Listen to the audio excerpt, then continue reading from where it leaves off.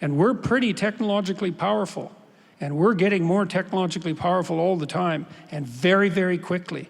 And so that means we better get better fast at the same time. This is cool. I came across a video of Jordan B. Peterson, right? And it's called Why Do Conservatives Keep Losing? And y'all don't keep losing, but as of late, y'all been losing your ass off. And it seemed like y'all don't speak the same language of what's going on around here. Y'all need to sell out. Y'all hey, and I don't mean that. Don't sell out. Stick to your guns. Only thing that's going to happen is, though, they're building up teams of individuals who are willing to play the game. And until, you know, people start to understand how serious this is, and that the country is getting weaker by us constantly selling out and not holding people to account, listen, it's going to continue to go that way, because everyone seems to be so self-serving nowadays, man. So self-serving. And I need to stop saying S words, because it's, I can hear it so loud, man. It's like I need to relax with that. Get your act together, right? You be a shining light on the hill for your faith. And then that's how you win. You know, and we shouldn't even be thinking about winning in some real sense. We should be thinking about how to make things better. And so the conservative question is... That's right. That's right. That's right. We're always thinking about winning. Thinking about like how we can add to something more productive. How we can move everything forward. How could we be more effective at making things better than those who don't abide by the traditions we regard as valuable? And that's the real question. It's very, very difficult to sort that out. One of the things, I didn't know that I was a conservative before everybody started telling me that I was, but apparently I am. So, and one of the benefits of that is that there are conservative stories that are quite compelling, and they haven't been told well for quite a long time. And one of maybe the core story that's compelling on the conservative side is something like that meaning and responsibility are integrally linked. And that's not a story that's been well told in our culture for at least since the mid-60s. It's just not told at all. And I've noticed that story has a universal impact on the audiences that I've been addressing, to walk people through the notion, for example, that if you find yourself in dire straits at some point in your life, that one of the arcs that you might have managed to build yourself will be constructed of the social relations made possible by the people for whom you took responsibility.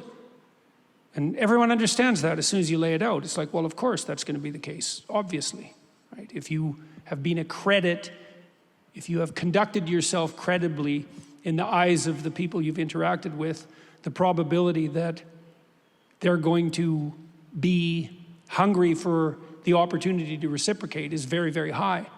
And so one core conservative message is something like meaning through responsibility. And that's a very, very deep message. I mean, that's the idea of bearing your cross. It's the same idea.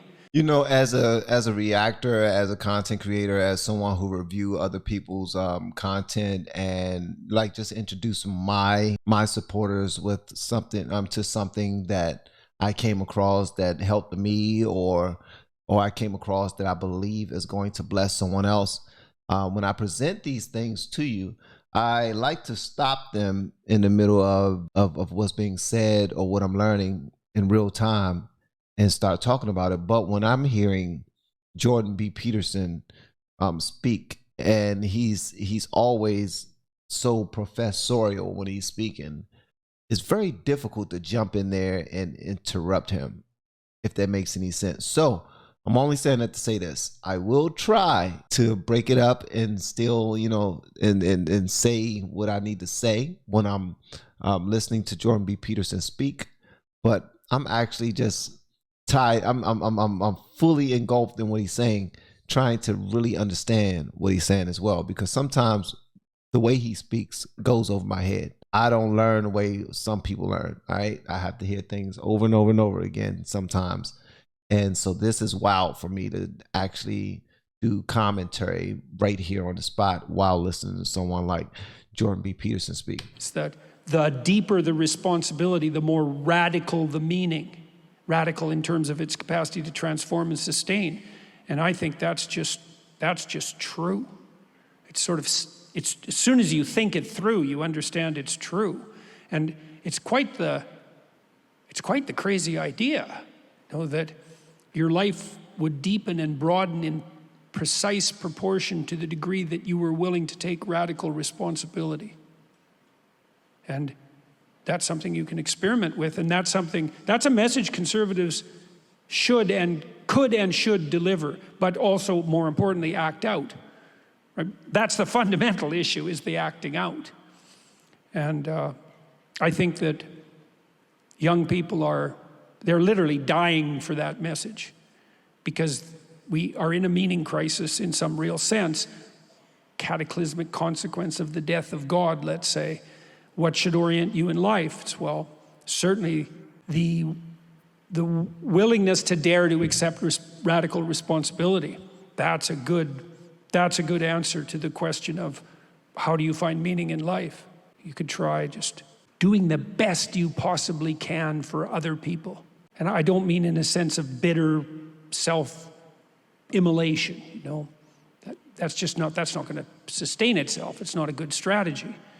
But you could just try that and see what happens. It's like, try to do your best for other people, and that's how you can find meaning. And a lot of people because I'm trying to learn how to grow my brand and grow an actual business while doing the content creation and whatnot, and coaching and other things.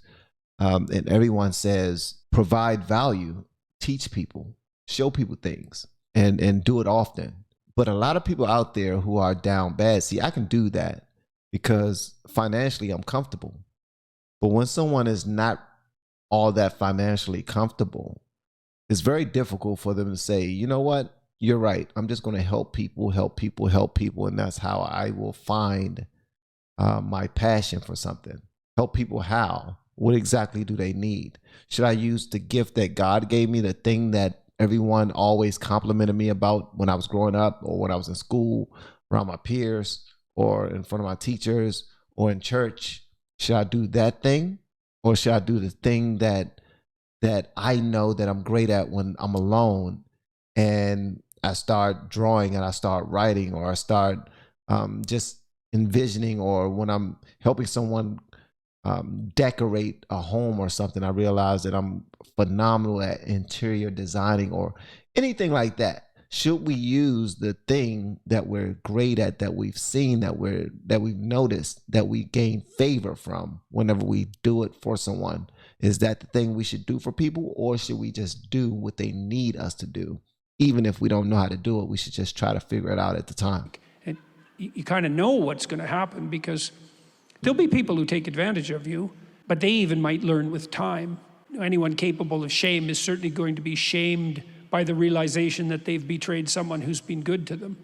And insofar as they have any capacity for shame whatsoever, even the worst of people can find a pathway to redemption through that kind of shame, but that won't even emerge unless there's been someone who is good to them that they could betray.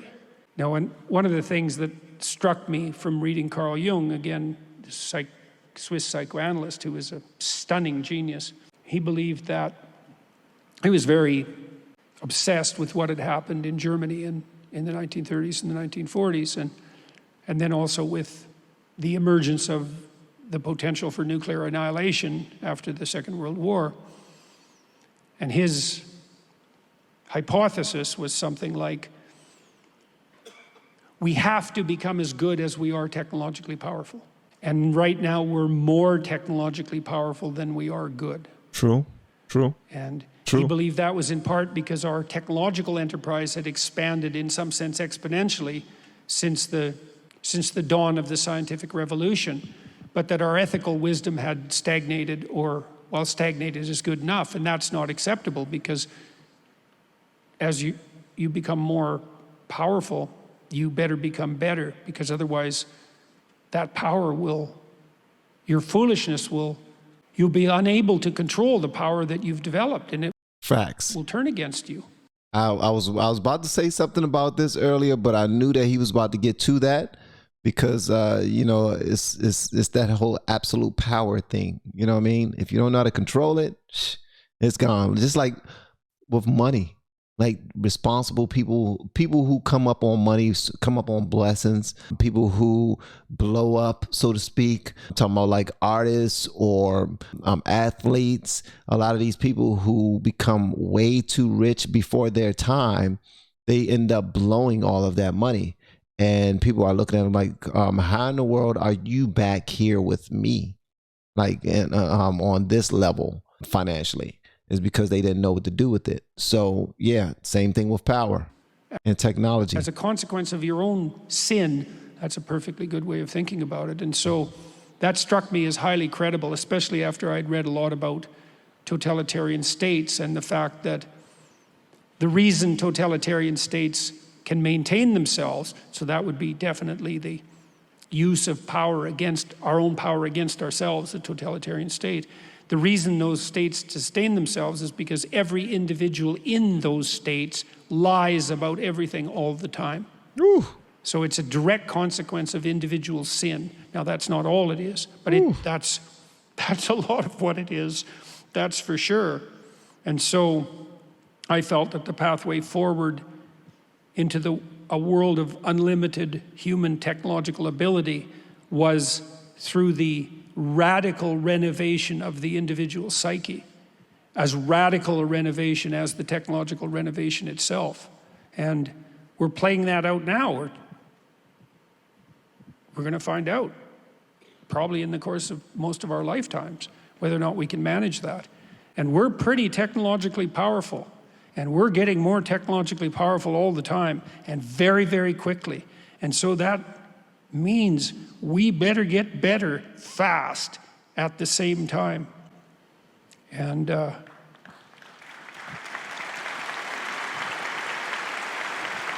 yeah. See, it almost seemed like we're not trying to do that parallel with technology. It seemed like we're trying to allow technology to make us better.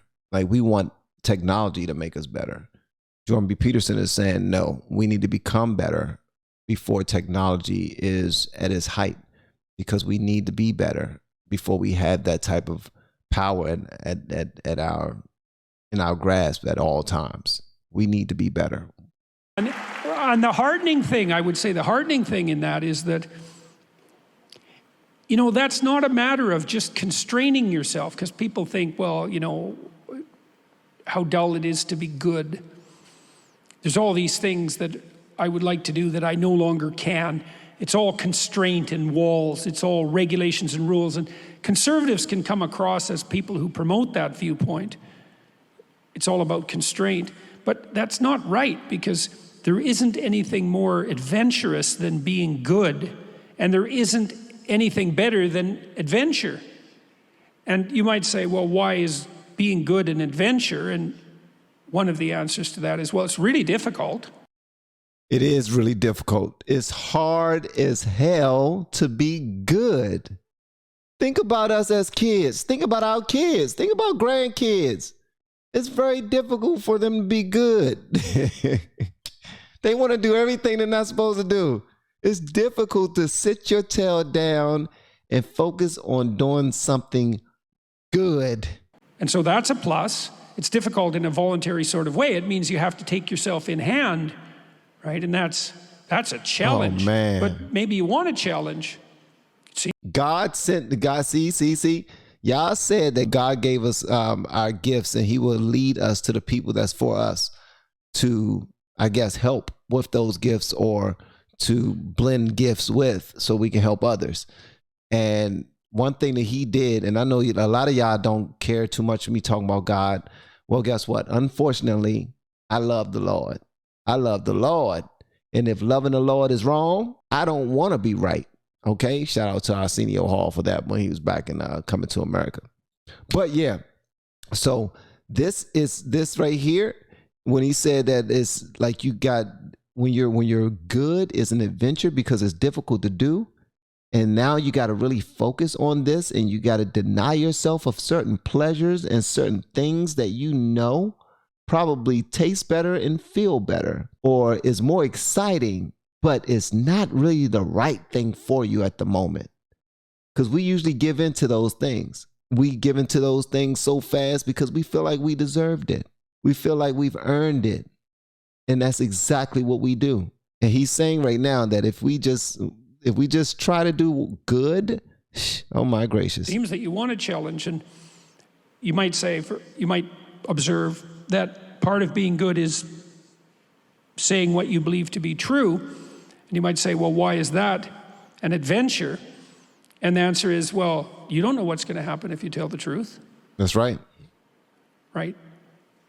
Whatever happens when you tell the truth is whatever's going to happen when you tell the truth. You have to let go of the outcome.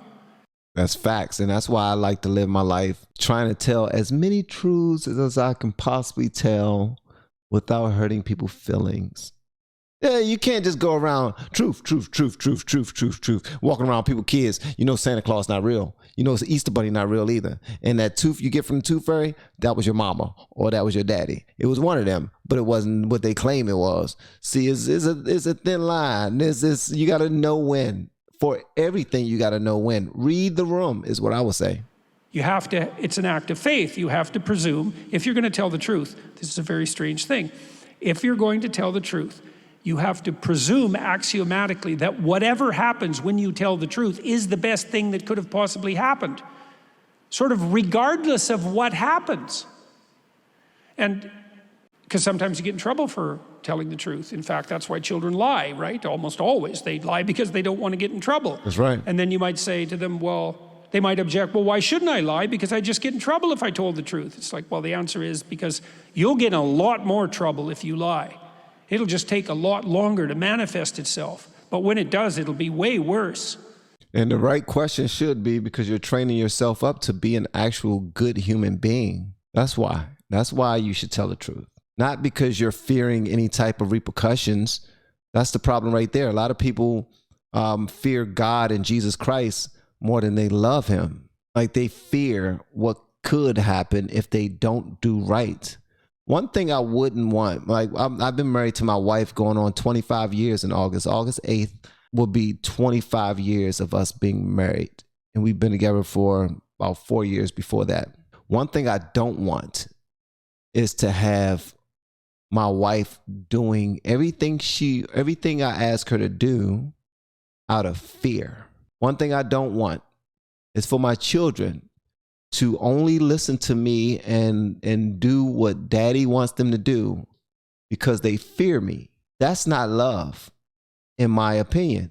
Now, are we supposed to fear the Lord? Absolutely. Absolutely. Absolutely. He said fear him. He told us that we will fear him. All right. And we will love his people as we love him. Absolutely. But people need to understand, and it might not be as sexy, and you probably do have to scare the crap out of them. If you don't tell me the truth right now and I find out you lied to me, oh, it's going to be bad. Well, guess what? How's that working for society nowadays? Because criminals know exactly what's going to happen to them if they get caught. But is that stopping them or preventing them from committing crime? No, it's not. It's making them commit crime smarter so they not get caught. And when they're dumb about it, they be like, oh man, they got me. They cry about it. They go to court and be like, Your Honor, I'm pleading innocent. I'm pleading not guilty. Your Honor, that wasn't me. Oh, you got cameras? That was me. You got me. Okay, you got me. Fear is not something that really helps. It don't help. Like we need to try to figure out a way to make people want to do the right thing because it's the right thing to do. It's positive. It moves us in a positive direction. And I know, again, it's not the sexiest answer, but it has to be. It has to at least start. You know what I mean? And so you might as well take your lumps while the hand that's delivering the blow is still relatively mild, rather than store it up and wait for the crushing blow that will definitely come for you if you stack up enough lies. Huh. And so you tell the truth because you presume that whatever manifests itself as a consequence of the truth is the habitable order that is good. That's also an axiom of the belief in the Logos, is that truth sets you free.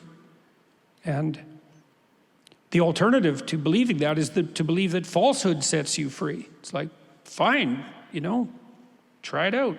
Truth does set you free. It can be a little selfish though, because sometimes people tell the truth just to relieve themselves of whatever they're going on inside. So they will come to you, you will go years thinking that you're a partner and you are in a great situation, great position. And because they are going through so much turmoil and they see that you're happy, you've been living life. Listen, you've been lying to me, but I've been happy. But now you are going through all this turmoil inside and you want to tell me the daggone truth. And you already know that your truth is going to crush me. But at this point, you've accepted it. You're like, look, it's not about you at this point. It's about me. And that's hurting someone twice.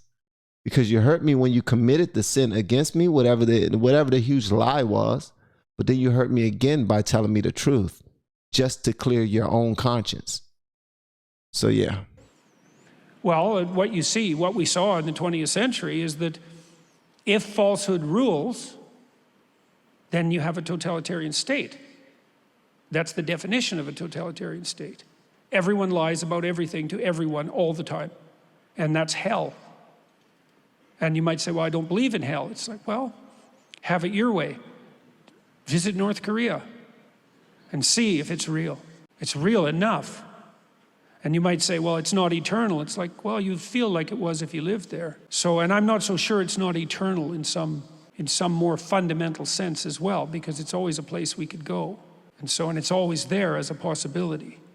So, and I don't know what that means in the final analysis, but I know what it means practically and politically, you know, in a tangible sense. Yeah, that was dope. That was good. So it all started out saying, why do conservatives keep losing?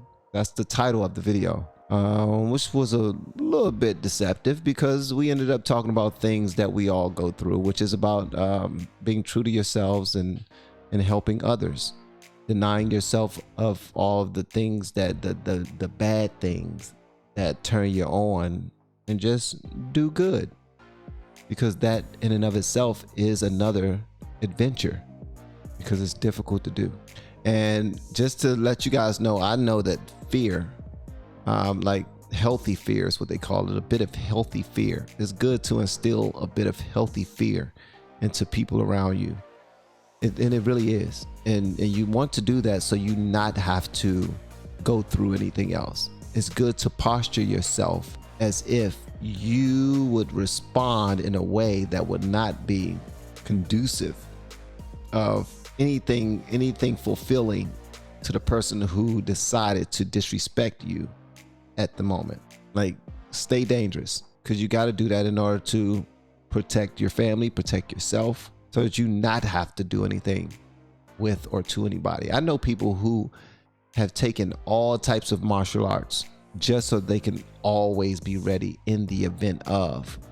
But these people are the nicest human beings in the world. They smile at everyone. They never start any sugar honey iced tea with anyone, and they never, you know, try to impose their oh, I know how to do this and I know how to do that. Try me if you want. Nah, they don't do that at all. Don't do that at all. I think it's healthy. Same thing with raising children. Like my children too. Same thing with, who said that, best auntie ever. Same thing with your dad. I install a little bit of healthy fear into my children ever since they were younger.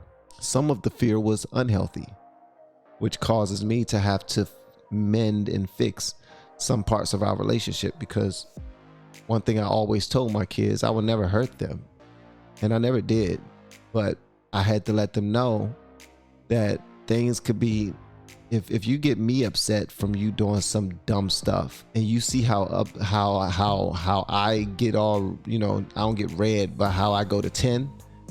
Imagine that happening out there in the streets, with someone who don't care about you. Imagine that. I'm not going to do anything to you. I get upset. I might punish you or take something away from you that you really enjoy as punishment, but I'm doing it from somebody who love you. Someone out there in the streets who don't care about you. It can go far, way different. So I have to teach them things in the house that they may run across outside, and they will have a better idea of how to navigate those waters because of the experiences that we had.